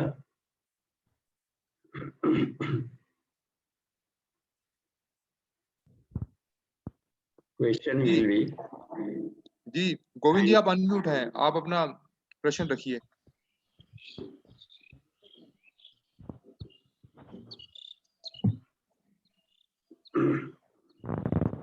मैं पंचकोशी साधना कैसे करूं? हाँ जी भाई साहब, प्रणाम। प्रणाम। हाँ जी, हम लोग आमने सामने हैं, बातचीत कर सकते हैं। चलो प्रणाम भाई। हाँ जी, कहा जाए। हाँ, आवाज आ रही। मैं पूछ रहा था कि पंचकोशी साधना कैसे करूं? तो कब रजिस्ट्रेशन कब कराए हैं इनरोल? कल ही कराए हो। तो अब उसमें 98 कोर्स से लेकर के क्रमशः वो पीछे के जो कक्षाएं हो गई हैं उसको देख करके पहले इसको समझें और प्रैक्टिकल करें। जो चूंकि एडमिशन सालों भर होता है, तो जब अगले चलेगा तो सैटरडे के क्लासेज में रहेंगे, तो उसमें अन्नमय, प्राणमय, मनोमय और विज्ञान में इन चारों की जानकारियां के सिलेबस के अनुसार बताई जाएगी शुरुआत। या जैसे यहाँ पर साधक बिल्कुल नए आए हैं और इनरोल्ड यहाँ भी हुए, तो उन लोगों को बिल्कुल शुरुआती दौर से। अब देखिए यहाँ पर आपको एक, हमको स्क्रीन शेयरिंग खोलिए नितिन जी। जी बाबूजी, आप को उस टाइम आप स्क्रीन शेयर कर सकते हैं। आप कीजिए स्क्रीन शेयर। अच्छा ठीक है, हम इसमें देखते हैं। तो अब इसमें एक चार्ट हम आपको दिखाते हैं। ये कहाँ है? एक पंचकोश का चार्ट कहीं है कि नहीं? ये चार्ट एक था, पंचकोश योग साधना चार्ट। तो इसको हम खोल लेते हैं।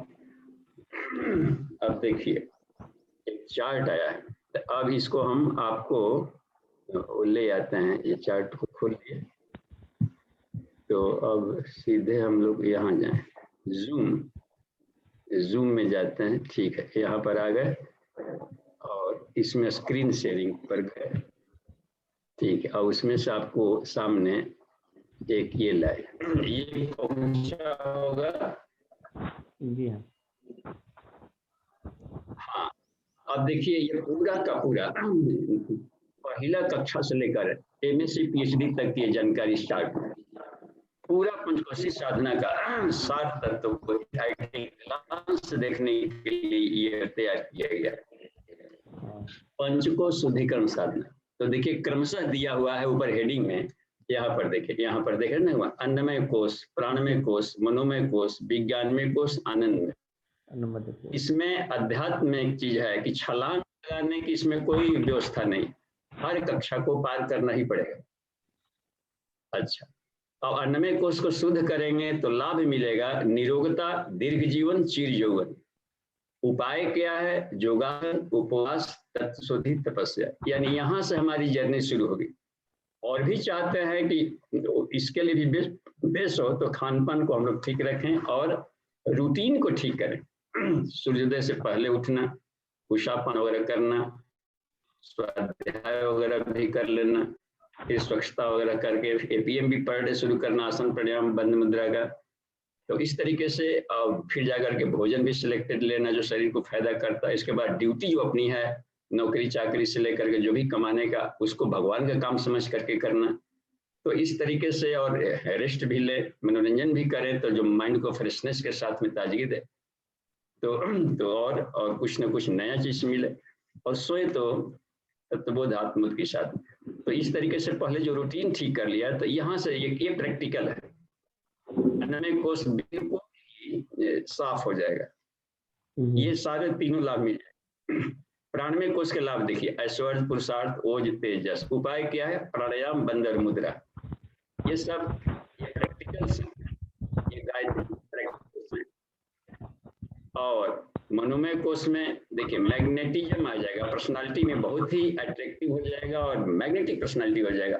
पेशेंस बढ़ जाएगा, मानसिक संतुलन बढ़ेगा, कंसंट्रेशन बढ़ेगा और IQ लेवल बढ़ेगा। उपाय है मंत्र चैंटिंग भी है, ध्यान भी है, त्राटक और तन्मात्रा साधना जो आज बताया गया, यद्यत पश्यति तत् सर्वम आत्मेति भावयेत्। ये सब इसी के यही है तन्मात्रा साधना।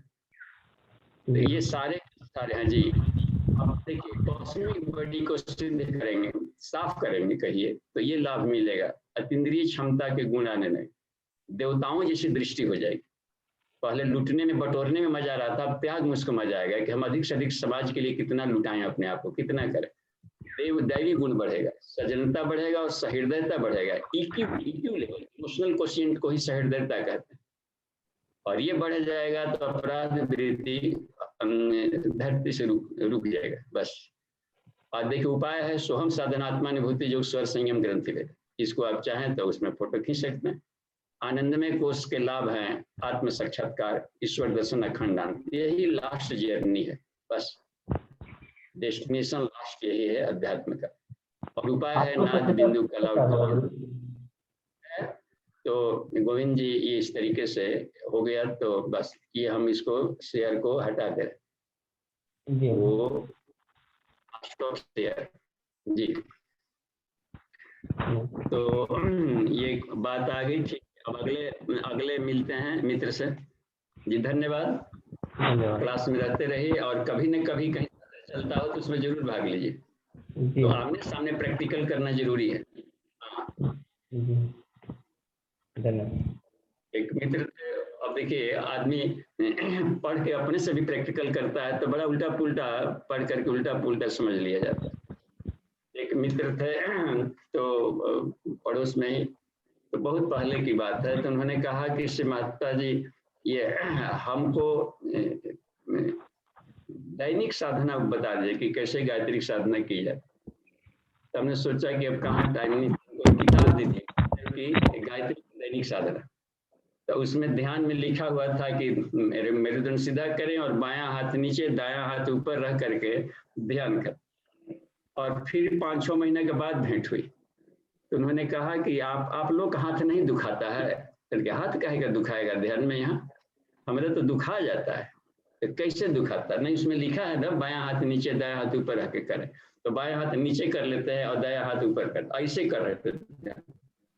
ये भी तो कहा जाएगा बायां हाथ नीचे, तो पढ़ने पर भी वो आदमी अपने ढंग का कुछ उल्टा पुल्टा समझ जाता है। तो आमने सामने प्रैक्टिकल में जरूर है, किसी के सामने आप रहें कहीं भी, चाहे अपने यहाँ या जहाँ भी आप हो, तो एक्सपर्ट के सामने करेंगे तो नींव मजबूत हो जाएगा, फिर विचलन और कहीं दिक्कत नहीं आएगी। तो एक बार कम से कम नींव मजबूत कर लेंगे तो बहुत तेजी से आगे बढ़ जाएंगे, कोई साइड इफेक्ट नहीं है। जी धन्यवाद, आगे बढ़िए। जी बाबूजी, अगला प्रश्न विक्की भैया रखेंगे। जी भैया, आप अपना प्रश्न पूछिए। बाबूजी प्रणाम। उनको जी प्रणाम, उनको लाइए आमने सामने। हाँ बाबूजी, एक मैंने कहीं पढ़ा था, याद नहीं आ रहा, सिद्धि का मर्म निष्काम कर्म। गुरुजी की लेखनी थी, सिद्धि का मर्म निष्काम कर्म। इस पर बाबूजी आपसे सुनने की इच्छा है। और दूसरा है बाबूजी, मैंने पढ़ा था कि ओजस को गुरुदेव ने प्राण तत्व, तेजस को मनस तत्व और वर्चस को आत्म तत्व की संज्ञा दी है। इस पे बाबूजी आपसे सुनने की इच्छा। प्रणाम बाबूजी। ठीक है, तो निष्काम कर्म से सिद्धि मिलती है। तो प्रत्याहार का ये तीसरा वाला स्वरूप है। पहला तो था कि मन को बलपूर्वक ले आए, इंद्रियों में विचरते। दूसरा है कि जो कुछ भी हम तन्मात्रा, जो भी देखें, जो भी सुने, जो भी कहा, उसको आत्मवत देखें। इससे भी सिद्धि मिल जाएगी कि घटावस्था को आप मेच्योर हो जाएंगे, यानी शीत की चंचलता खत्म हो जाएगी और एक परिपक्व साधक या च्युतावस्था आ जाएगी। एक तीसरा उसमें उपाय है निष्काम कर्मजों को कहा है। सांडिल्योपनिषद आप देखेंगे, उसमें निष्काम कर्म का ये जो भी हम काम करते हैं, नित्य विहित कर्म, उसको अनासक्त भाव से निष्काम कर्म करेंगे तो उसमें आप प्रत्याहार हो जाएगा। पहले सकाम करते थे तो मन उसका आदि था, और प्रत्याहार यानी ठीक उल्टी सोच के आधार पर अब भगवान के काम समझ के करेंगे तो बेहतर भी होगा, और वो साफ जाहिर है कि ईश्वर का काम हम कर रहे हैं, ईश्वर का काम समझ के तो कुछ ना कुछ सिद्धियां देंगे ऐसे ही। और बिल्कुल हमेशा राहत फ्रेशनेस लेकर के सब वो हमेशा रक्षा करेंगे, दैवी अनुग्रह मिलते रहेगा।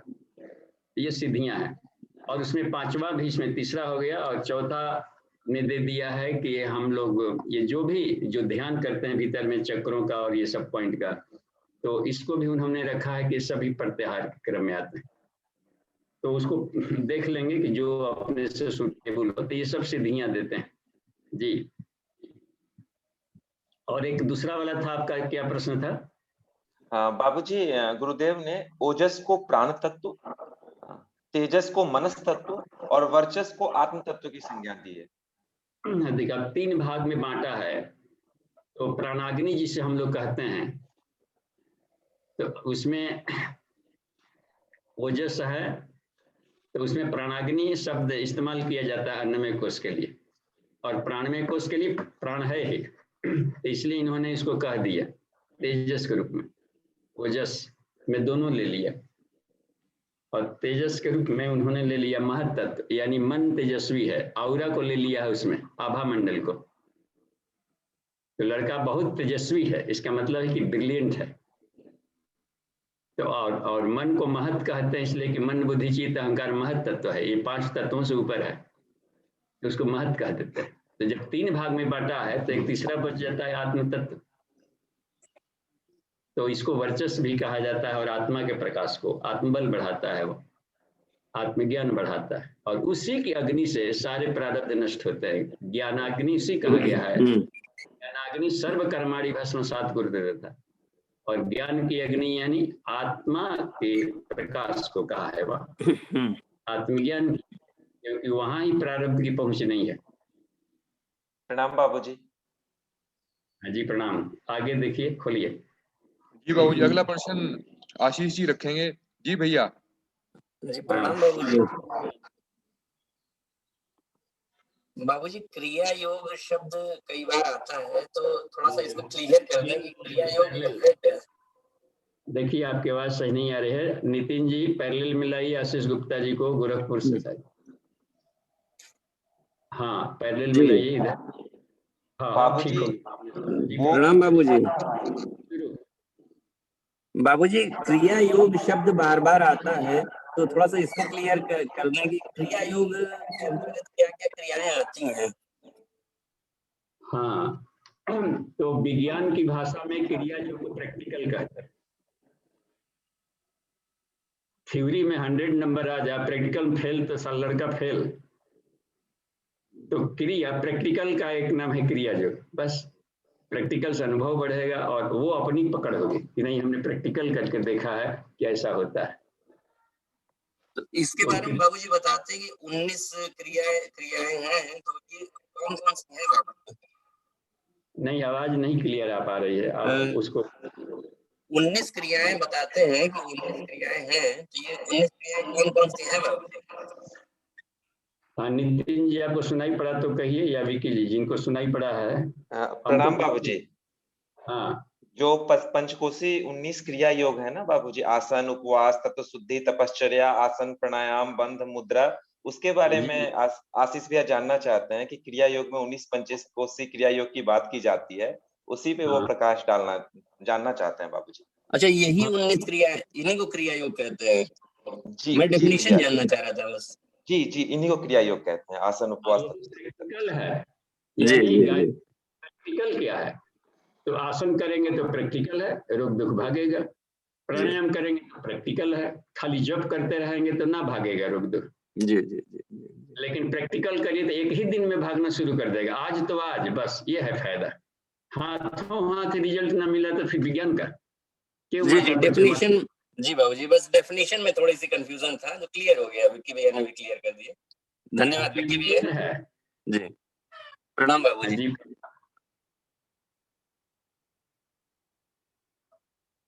जी बाबूजी अगला प्रश्न, जी अगला प्रश्न अनुराग जी रखेंगे। जी भैया आप अपने आप को अनम्यूट कीजिए। जी प्रणाम बाबूजी। अभी सामने आइए। जी अभी इसमें क्लास में एक शब्द आया था कि अभेद दर्शनम ज्ञानम। तो इसमें हम देखते हैं कि साइंस जब हम पढ़ते हैं तो हर चीज को हम भेद रूप में पढ़ते हैं, भेद भेद करके पढ़ते हैं। कि जैसे साइंस के अंदर भी हम बायोलॉजी करके एक भेद करके पढ़ते हैं, फिर हम फिजिक्स पढ़ते हैं उसका एक वो अलग भेद होता है, गणित पढ़ते हैं। ऐसे ही सोशल साइंसेज में आ जाते हैं तो अलग ही देखने का उसका पर्सपेक्टिव होता है। तो इस तरह से कहीं ना कहीं हमारी बुद्धि जो है बहुत शाखा वाली भी हो जाती है कई सारे विषयों को पढ़ने पर। तो यहाँ पर ये हम तो चूंकि भेद रूप में सारे ज्ञान ले रहे हैं, फिर उसमें से अभेद दर्शन कैसे डेवलप होगा मुझे ये थोड़ा क्लियर नहीं हो रहा है मुझे। हाँ जिसको ऐसे देखा जाए अनुराग जी, इस मैटर, सारे मैटर से बना हुआ है संसार के पदार्थ। जी बात तो क्लियर है कि सब मैटर साइंस है। अच्छा अब देखिए, और मैटर की तीनों अवस्थाएं जो कि आम भाषा में हम लोग देख रहे हैं, ठोस भी है, द्रव भी है, गैस भी है। यानी एक ही मैटर 3 अवस्थाओं से गुजर रहा है। तो इसको अभेद दृष्टि कहेंगे, जान जाएंगे कि नहीं ये बर्फ अलग नहीं है, उसका कॉन्डेंस रूप केवल है पानी का, देख रहे ना, और वही भाप रूप में था तो नहीं दिख रहा था।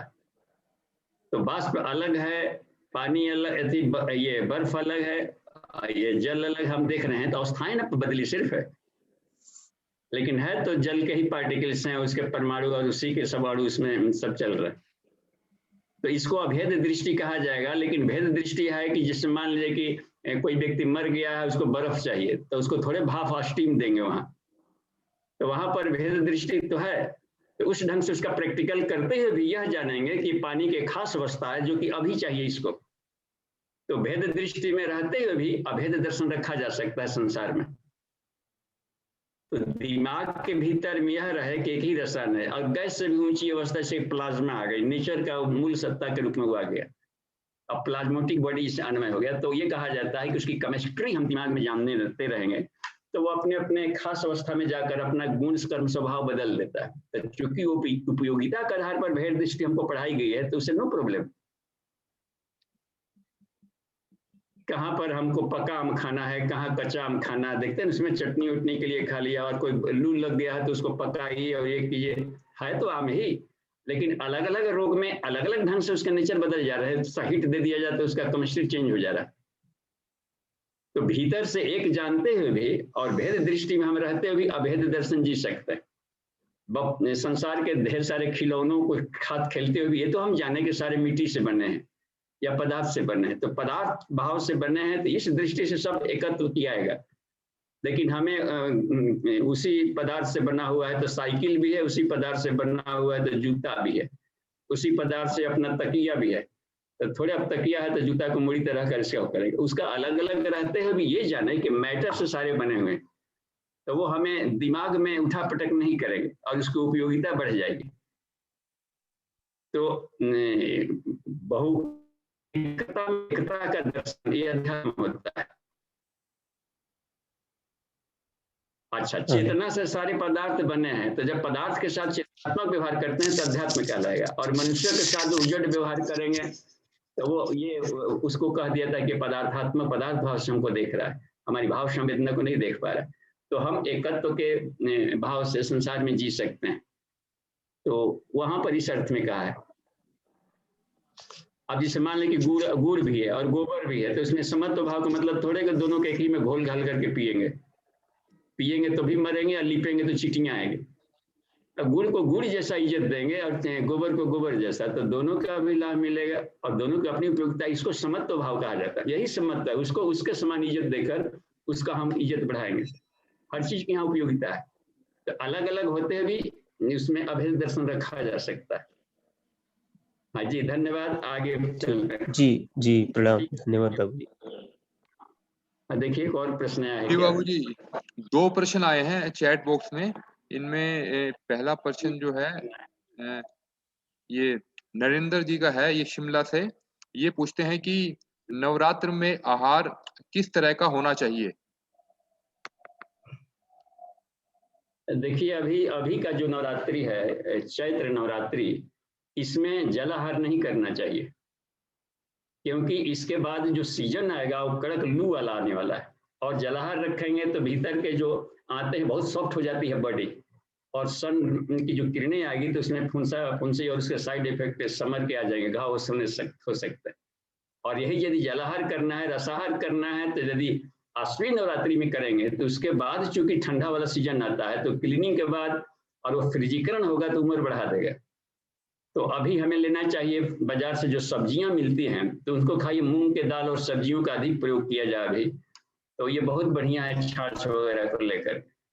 तो सात्विक हो, सुपाच्य हो और स्वास्थ्यवर्धक आहार हम लोग ले रहे हैं, तो बात बन गई जी। ठीक है, धन्यवाद। और 3 मिनट रह गया है, लास्ट का भी हम लोग देख लें। एक और मित्र का देखिए प्रश्न। जी बाबू जी, 2 प्रश्न अभी और आ गए हैं। तो एक प्रश्न है ये श्याम जी का, चित्तौड़गढ़ से है। ये पूछते हैं कि स्त्री के प्रति आकर्षण खत्म करने का आसान तरीका कौन सा है? देखिए यदि हम वैज्ञानिक ढंग से हम देखेंगे तो सबसे आसान तरीका है वैज्ञानिक अध्यात्म। तो उसमें ड्यू रिस्पेक्ट भी मिलेगा, या ड्यू रिस्पेक्ट टोल बढ़ा दें, तो हर एक को ड्यू रिस्पेक्ट देंगे, उसको पवित्र एंगल अभिजन, तो उसमें तो रिस्पेक्ट देंगे, तो उसका तो टॉर्चर नहीं करेंगे कभी, उसकी भावनाओं की हत्या हम नहीं करेंगे। और भीतर से आ गया तो हम क्या देखें, उसके चमड़े के लेयर के भीतर वाले भी ऑर्गन्स को देखें, उसमें आंतें भी होंगी, गोबर भी भरे पड़े होंगे, और भी होता एक पार्ट्स को देखे। कि आंख बहुत अच्छा था, केवल एक आंख निकाल कर फिर उसको तन्मात्रा साधना सबसे बढ़िया है प्रैक्टिकल का। अब किसी की आंख में गाल में ऐसा मरे तो इसमें आदमी मोहित हो गया। अब सोचिए कि आप मन ही मन सोच के देखा जाए कि वो बुढ़ापा इसका आ जाएगा तो कैसा होगा, दांत टूटेगा, वो कर रहेगा, और फिर जाके आप अखियां निकाल करके देखिए मने मने, उसको थोड़े पता चलेगा हमारा कोई आंख निकाल चुका है।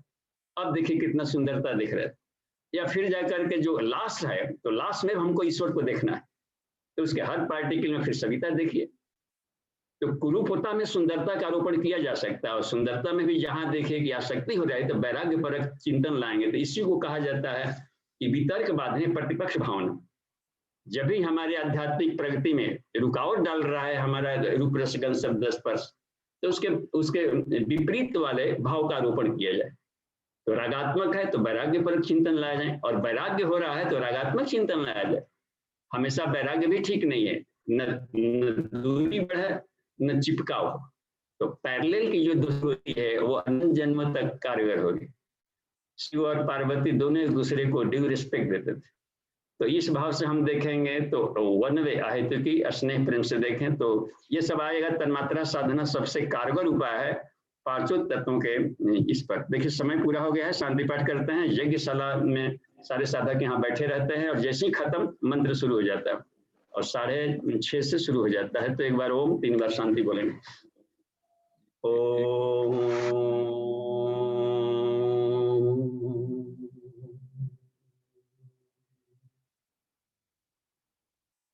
शांति शांति शांति। समाप्ति। प्रणाम।